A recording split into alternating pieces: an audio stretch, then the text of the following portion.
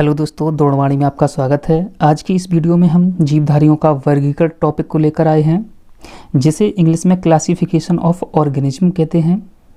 दोस्तों, इससे पहले सेल टॉपिक को क्लियर किया था, क्योंकि सभी सजीव कोशिकाओं से मिलकर बने होते हैं और हम अगर सजीवों के बारे में पढ़ रहे हैं तो सबसे पहले हमें उसे पढ़ना चाहिए जिससे सजीव मिलकर बने होते हैं। इसलिए कोशिका टॉपिक अर्थात सेल टॉपिक को सबसे पहले क्लियर किया था।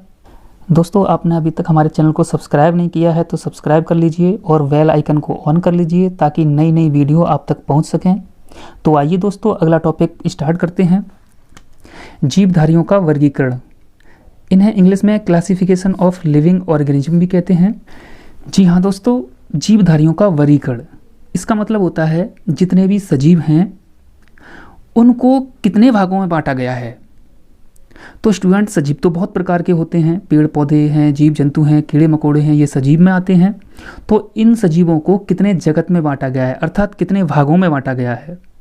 तो सबसे पहले एक वैज्ञानिक थे, इनका नाम कार्ल लिनियस था। इन्होंने ही सबसे पहले सजीवों को दो भागों में बांटा। जीवधारियों को कार्ल लिनियस ने बांटा था और दो भागों में बांटा था, इसलिए इसे द्विजगत वर्गीकरण कहा जाता है।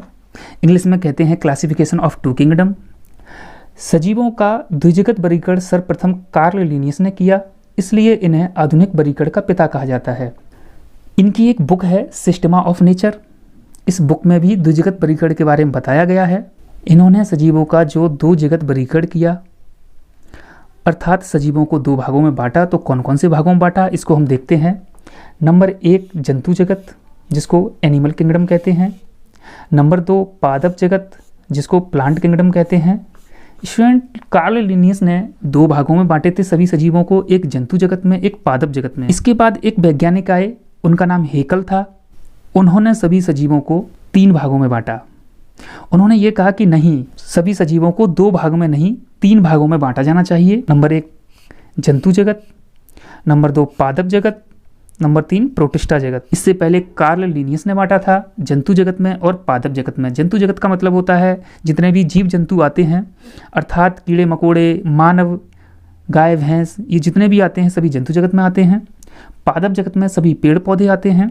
तो जंतु जगत का मतलब होता है सभी जीव जंतु, पादप का मतलब होता है सभी पेड़ पौधे। प्रोटिस्टा वर्ग, तो स्टूडेंट प्रोटिस्टा वर्ग को अभी हम पढ़ेंगे, क्योंकि इसके बाद हम 5 जगत वर्गीकरण पढ़ने वाले हैं, तो उसी में प्रोटिस्टा को समझेंगे।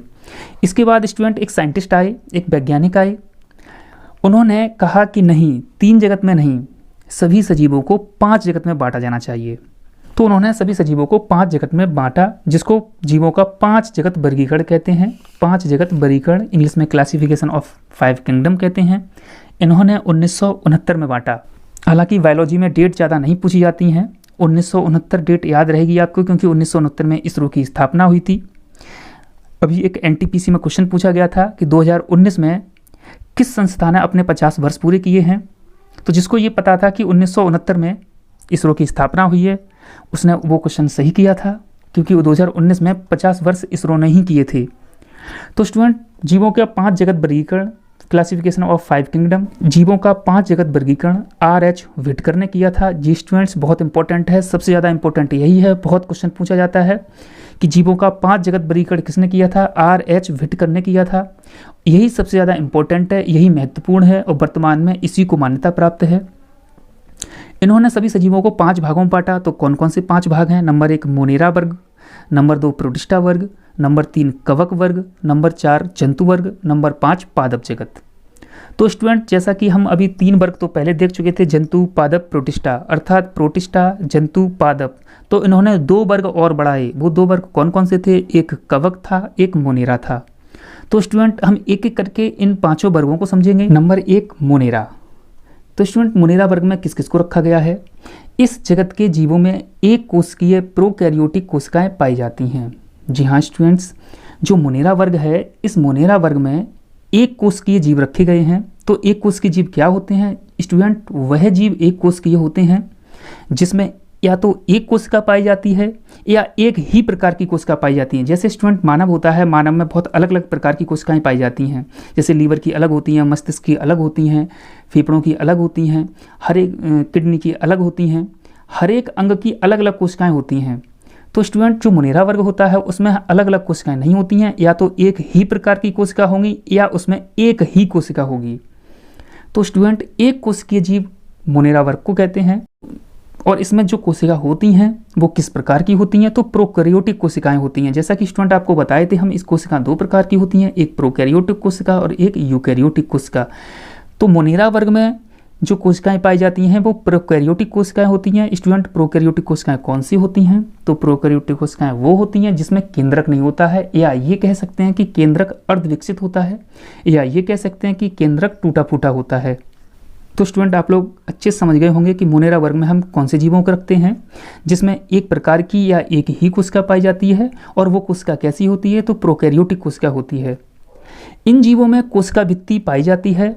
स्टूडेंट ये क्वेश्चन मोस्ट इंपोर्टेंट है, पूछा जाता है मोनेरा वर्ग में कोशिका भित्ति पाई जाती है नहीं, तो स्टूडेंट कोशिका भित्ति पाई जाती है, और वो किसकी बनी होती है, तो सेलुलोज की बनी होती है। जैसा कि स्टूडेंट आप लोग जानते हो, जितने भी पादप वर्ग हैं, पादप वर्ग की जो कोशिका होती है उसकी जो कोशिका भित्ति होती है वो भी सेलुलोज की बनी होती है, और मोनेरा वर्ग की जो कोशिका होती है उसकी कोशिका भित्ति भी सेलुलोज की बनी होती है।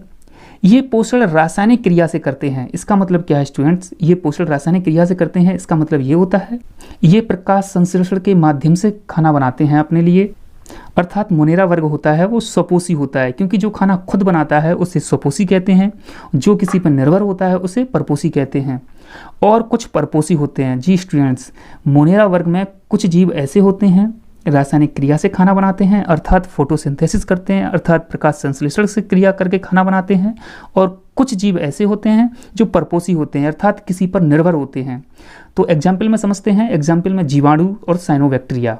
स्टूडेंट जीवाणु जो होते हैं वो मोनेरा वर्ग में आते हैं, साइनोबैक्टीरिया जो होते हैं, साइनोबैक्टीरिया को नील हरित शैवाल भी कहते हैं, ये दोनों मोनेरा में आते हैं। मोनेरा वर्ग में यही दोनों इंपॉर्टेंट एग्जाम्पल हैं। मोनेरा वर्ग में जो जीवाणु होते हैं वो ज़्यादातर परपोषी होते हैं, अर्थात परजीवी होते हैं, यानी कि वो किसी के शरीर में रह के खाना बनाते हैं और उस शरीर को नुकसान पहुंचाते हैं, डिजीज कॉज भी करते हैं। साइनोबैक्टीरिया होते हैं, ये पानी वाले क्षेत्र में पाए जाते हैं, जहाँ नमी होती है वहाँ मिलते हैं, इसको नील हरित शैवाल भी कहते हैं। स्टूडेंट एक क्वेश्चन पूछा जाता है कि लाल सागर का लाल रंग क्यों है, तो लाल सागर का लाल रंग ट्राइकोडेस्थियम के कारण है। ट्राइकोडेस्थियम क्या होता है, तो ट्राइकोडेस्थियम एक प्रकार का नील हरित शैवाल होता है जिसको साइनोबैक्टीरिया भी कह सकते हैं। तो स्टूडेंट आप लोग अच्छे समझ गए होंगे मोनेरा वर्ग में किसको रखा जाता है। नंबर 2 वर्ग है प्रोटिस्टा। इस जगत के जीवों में एक कोशिकीय यूकैरियोटिक प्रकार की कोशिका पाई जाती है। जी हाँ स्टूडेंट्स, प्रोटिस्टा वर्ग में जिसको रखते हैं उसमें एक कोशिकीय यूकैरियोटिक प्रकार की कोशिका पाई जाती है। तो स्टूडेंट एक कोशिकीय मोनेरा वर्ग में भी थी, एक कोशिकीय यहाँ भी है, अर्थात प्रोटिस्टा वर्ग में जितने भी जीव आते हैं वो एक प्रकार की कोशिका से बने होते हैं या एक ही कोशिका से बने होते हैं, लेकिन वो कोशिका कैसी होती है, प्रोटिस्टा वर्ग की कोशिका यूकैरियोटिक प्रकार की होती है। जैसा कि स्टूडेंट मोनेरा वर्ग की जो कोशिका थी वो प्रोकैरियोटिक थी, अर्थात उसका केंद्रक पूर्ण विकसित नहीं था। प्रोटिस्टा वर्ग की कोशिका जो है वो यूकैरियोटिक है, अर्थात इसकी कोशिका पूर्ण विकसित होती है, और ये जलीय जीव होते हैं। एग्जाम्पल में समझते हैं, अमीबा। जी स्टूडेंट्स, अमीबा प्रोटिस्टा वर्ग में आता है। उसके बाद यूग्लिना है, यूग्लिना भी प्रोटिस्टा वर्ग में आता है। उसके बाद पैरामीशियम है, वो भी प्रोटिस्टा वर्ग में आता है। उसके बाद प्रोटोजोआ है। प्रोटोजोआ स्टूडेंट जो डिजीज कॉज करते हैं ये भी प्रोटिस्टा वर्ग में आते हैं। तो इससे जुड़े हुए कुछ इंपॉर्टेंट फैक्ट दिए हुए हैं, उनको भी समझ लेते हैं। जैसे अमीबा होता है, अमीबा की आकृति अनिश्चित होती है, अर्थात अमीबा कभी एक निश्चित आकृति का नहीं होता है, अपनी आकृति बदलता रहता है।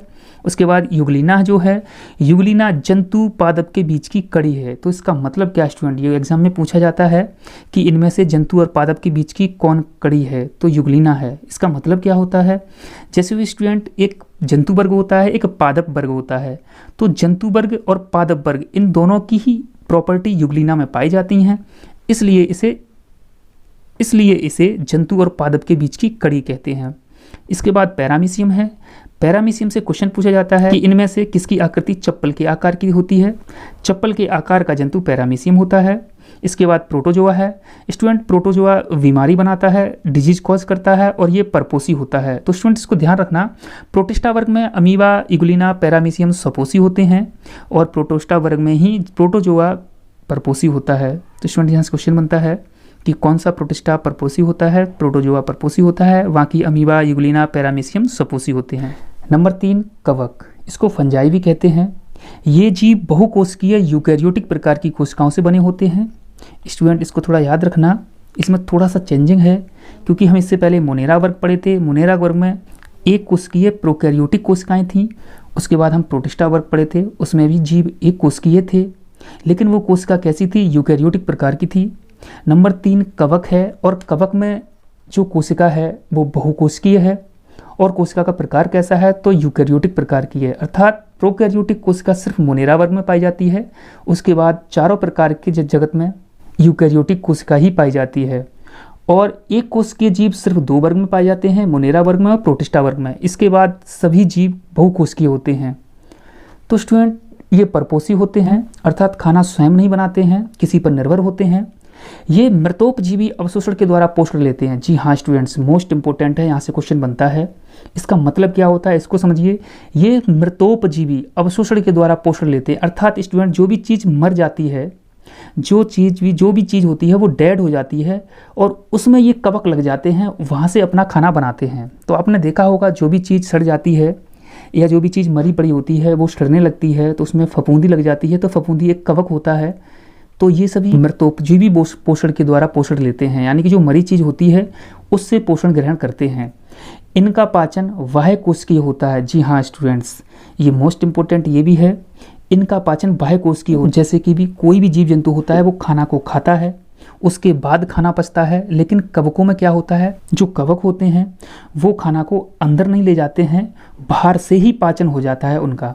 कोशिका भित्ति काइटिन की बनी होती है। जी हाँ स्टूडेंट, जैसे मोनेरा में आप पढ़े थे, मोनेरा वर्ग में जितने भी जीव आते हैं उनकी कोशिका भित्ति सेलुलोज की बनी होती है, ऐसे ही कवक की कोशिका भित्ति काइटिन की बनी होती है। और कवकों में संचित भोजन ग्लाइकोजन के रूप में रहता है। जी स्टूडेंट, याद रखना बहुत अच्छे से, कवकों में जो भोजन होता है संचित भोजन वो ग्लाइकोजन के रूप में रहता है। तो स्टूडेंट, आपसे हम कुछ क्वेश्चन पूछना चाह रहे हैं, आपको कमेंट करके आंसर बताना है। जैसे मानवों में, यानी कि मानव में, इंसान में भोजन किसके रूप में संचित रहता है, और पादपों में भोजन किसके रूप में संचित रहता है और कहाँ रहता है? ये दोनों क्वेश्चन के आंसर आपको कमेंट में देना है। स्टूडेंट, हम आपको बताए थे। एग्जाम्पल में समझते हैं म्यूकर फफूंदी। फफूंदी स्टूडेंट कवक का एग्जाम्पल है। मशरूम कवक होती है। कुकुरमुत्ता, उसके बाद ईस्ट है, इसको खमीर भी कहते हैं। स्टूडेंट ध्यान रखना, ईस्ट या खमीर एक ही बात होती है। और ये अपवाद स्वरूप आपको याद रखना पड़ेगा। जैसा कि हम आपको बताए थे कि जो कवक होते हैं ये बहुकोशिकीय होते हैं, यूकैरियोटिक प्रकार के होते हैं। लेकिन कवक का एक एग्जाम्पल है ईस्ट, या इसको खमीर भी कहते हैं। ये बहुकोशिकीय नहीं होता है, ये एक कोशिकीय होता है। और स्टूडेंट, यहाँ से बहुत क्वेश्चन बनता है, क्योंकि ये अपवाद है। यहाँ से क्वेश्चन बनता है कि कौन सा कवक एक कोशिकीय होता है, तो ईस्ट या खमीर। बाकी जितने भी कवक हैं ये सब बहुकोशिकीय हैं। नाखून में सफ़ेद हो जाता है, या बालों में डेंड्रफ टाइप का हो जाता है, इसको केराटिनोफिलिक कवक कहते हैं। नोट में स्टूडेंट को बताया गया है, नोट में समझते हैं। किण्वन की क्रिया, तो किण्वन की क्रिया क्या होती है स्टूडेंट? किसी को सड़ाना या गलाना किण्वन की क्रिया कहलाती है। जैसे अंगूर को सड़ाते हैं उससे वाइन बनती है, अर्थात शराब बनती है, या सेब संतरों को सड़ाते हैं तो उसको किण्वन की क्रिया कहते हैं। तो किण्वन की क्रिया से ईस्ट द्वारा, ईस्ट मतलब स्टूडेंट अभी हम बताए थे अपवाद स्वरूप एक कोशिकीय होता है और ये कवक होता है। तो ईस्ट द्वारा इथाइल एल्कोहल तथा ठोस अवस्था में CO2 प्राप्त करते हैं। तो स्टूडेंट याद रखना, ये क्वेश्चन पूछा जाता है। ईस्ट स्टूडेंट क्या है? कवक है, और इस कवक को सड़ा के गला के क्या प्राप्त किया जाता है? इथाइल एल्कोहल प्राप्त किया जाता है, तथा ठोस अवस्था में CO2 प्राप्त करते हैं। जैसे CO2 कार्बन डाइऑक्साइड गैस होती है, ये ठोस अवस्था में मिलती है। किससे मिलती है? तो ईस्ट से मिलती है या खमीर से मिलती है कह सकते हैं।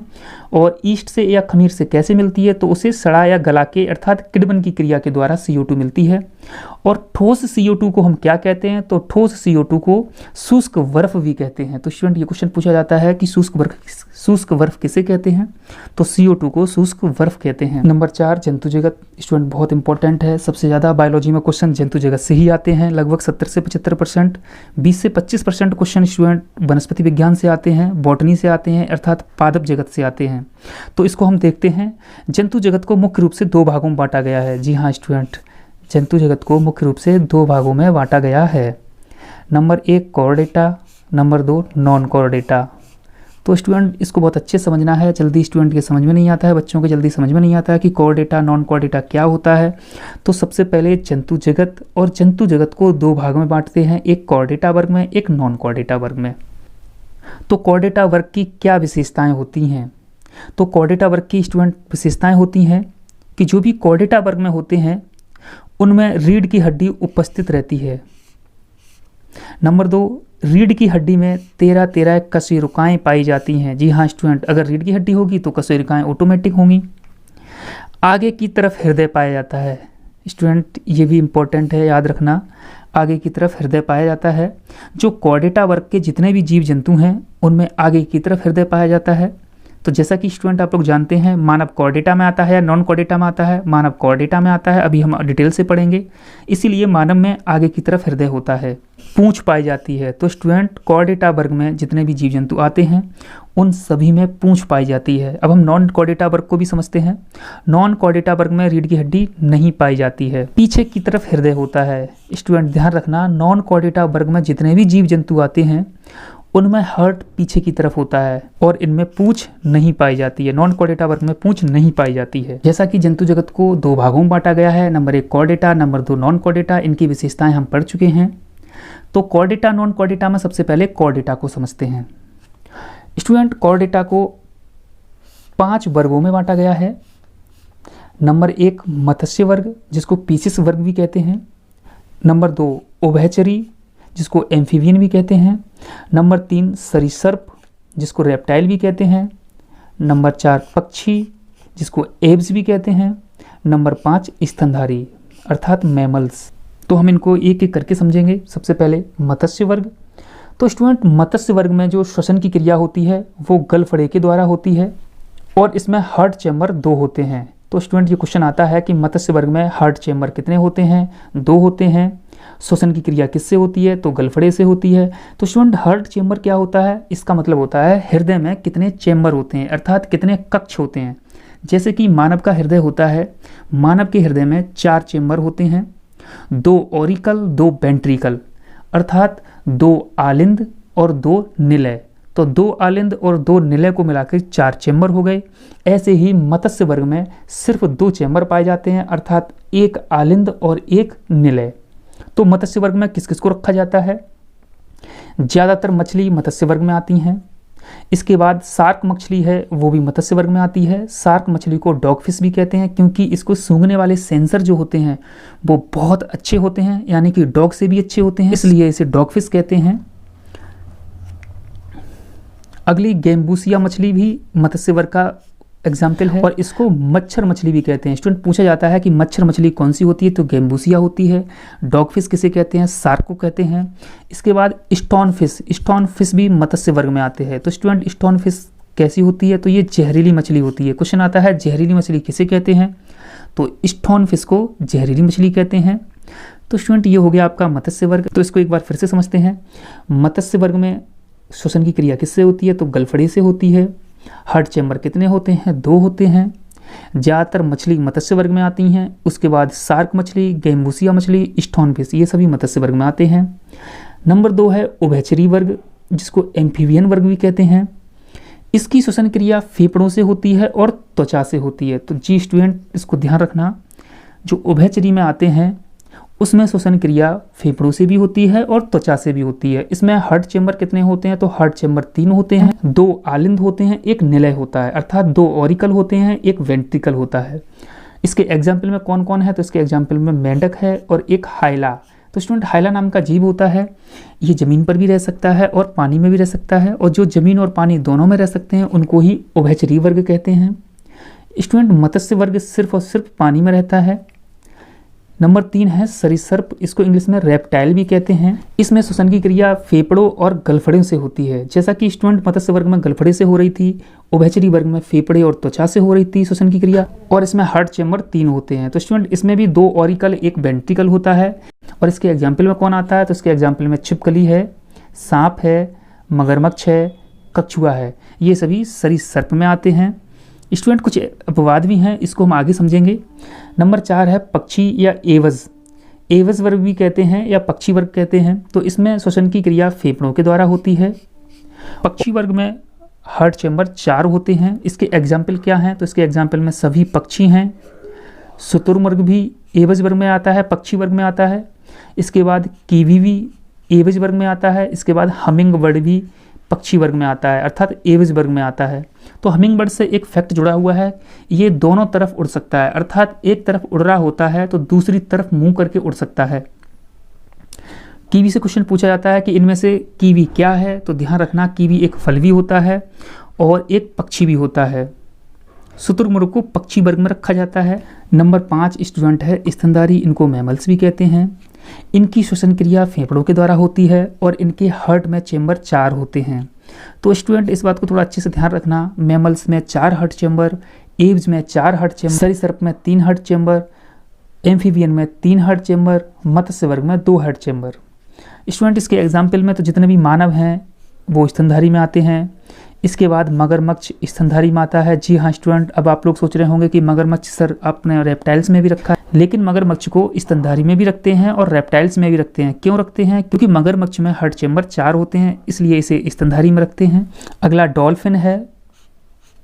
स्टूडेंट डॉल्फिन को राष्ट्रीय जलीय जीव घोषित किया गया है और ये बहुत बुद्धिमान जीव होता है। इसके बाद व्हेल मछली, उसके बाद सील मछली। तो स्टूडेंट ध्यान रखना, ये 3 मछलियाँ डॉल्फिन, व्हेल, सील, ये तीनों की तीनों मछली मैमल्स में मगरमच्छ है। मगरमच्छ हमने रेप्टाइल्स में भी रखा था और 4 हार्ट चेंबर है, इसलिए इसे स्तनधारी में रखा है। और मगरमच्छ अंडे को देता है।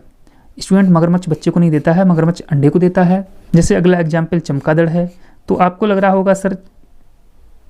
रहा होगा चमगादड़ तो पक्षी वर्ग में रखना चाहिए, लेकिन चमगादड़ अंडे को नहीं देता है, चमगादड़ बच्चे को देता है, सिर्फ इसलिए इसे स्तनधारी या मैमल्स में रखा गया है। स्टूडेंट एक एकिडिना प्लेटिपस एक जीव है, एकिडिना प्लेटिपस, इसे स्तनधारी में रखा जाता है और इसे स्तनधारी में भी रखने के बाद ये बच्चा नहीं अंडा देता है। स्टूडेंट पीछे भी कुछ इंपॉर्टेंट फैक्ट दिए हैं, इनको भी समझते हैं। जैसे कि मत्स्य वर्ग है और उभयचरी वर्ग है और सरीसृप वर्ग है और पक्षी वर्ग है, अंडे को जन्म देते हैं। शुरुआत के 4 वर्ग हैं, ये अंडे देते हैं और एक लास्ट और अंतिम स्तनधारी और जो मैमल्स होते हैं ये बच्चे को जन्म देते हैं। तो इस बात को थोड़ा ध्यान रखना स्टूडेंट्स। कुछ अपवाद भी हैं, जैसे कि एकिडिना प्लेटिपस ये बच्चे को नहीं अंडे को जन्म देता है। मगरमच्छ मैमल्स में भी काउंट किया जाता है और ये बच्चे को नहीं अंडे को जन्म देता है। तो ये दोनों विशेषता याद रखना आप लोग अच्छे से। अच्छा, कुछ और इम्पोर्टेंट फैक्ट दिया है इसमें, जैसे शुरुआत के मत्स्य वर्ग, उभयचरी वर्ग और सरीसृप वर्ग, यानी कि शुरुआत के तीनों वर्ग के जो जीव होते हैं उन जीवों में शीत रक्त पाया जाता है। इनको शीत रक्त वाला जानवर कहते हैं। तो शीत रक्त क्या होता है अभी बताएंगे स्टूडेंट। इससे पहले थोड़ा ये समझ लीजिए कि शुरुआत के 3 वर्ग हैं, जो मत्स्य वर्ग, उभयचरी वर्ग, सरीसृप वर्ग, इन तीनों वर्ग में शीत रक्त पाया जाता है। पक्षी वर्ग और स्तनधारी वर्ग, इन दोनों वर्ग के जीवों में गर्म रक्त पाया जाता है। तो स्टूडेंट ये क्या होता है शीत रक्त और गर्म रक्त, इसको एक बार समझते हैं हम। जो भी जीव गर्म रक्त वाले होते हैं उनके रक्त का टेम्परेचर स्थिर रहता है। जैसा कि आप लोग जानते हैं कि मानव के रक्त का टेम्परेचर डिग्री सेंटीग्रेड में 37 डिग्री सेंटीग्रेड होता है। तो जो भी गर्म रक्त वाले जीव होते हैं उनके रक्त का टेम्परेचर स्थिर होता है और जो शीत रक्त वाले जानवर होते हैं, जीव होते हैं, इनके रक्त का टेम्परेचर स्थिर नहीं रहता है, अस्थिर रहता है। अर्थात ये ठंडे क्षेत्र में चले जाएंगे तो इनका रक्त भी ठंडा हो जाएगा और अगर कहीं गर्म क्षेत्र में चले जाएंगे तो इनके रक्त का टेम्परेचर गर्म हो जाएगा। लास्ट के दोनों गर्म रक्त वाले हैं, शुरुआत के तीनों शीत रक्त वाले हैं। शुरुआत के 4 अंडे देते हैं, लास्ट का स्तनधारी मैमल्स बच्चे देते हैं। कुछ हम आपको अपवाद भी बताए हैं, तो उन अपवाद को अच्छे से याद रखना। दूसरे वीडियो में स्टूडेंट हम नॉन कोर्डेटा को क्लियर कर। आई होप ये वीडियो आपको पसंद आई होगी। तो अभी तक आपने हमारे चैनल को सब्सक्राइब नहीं किया है तो सब्सक्राइब कर लीजिए, बेल आइकन को ऑन कर लीजिए ताकि नई नई वीडियो आप तक पहुंच सकें। दोस्तों हमारा वीडियो को पूरा देखा कीजिए और हमारे वीडियो को शेयर भी किया कीजिए ताकि आपके मित्र भी हमारे वीडियो को देख सकें।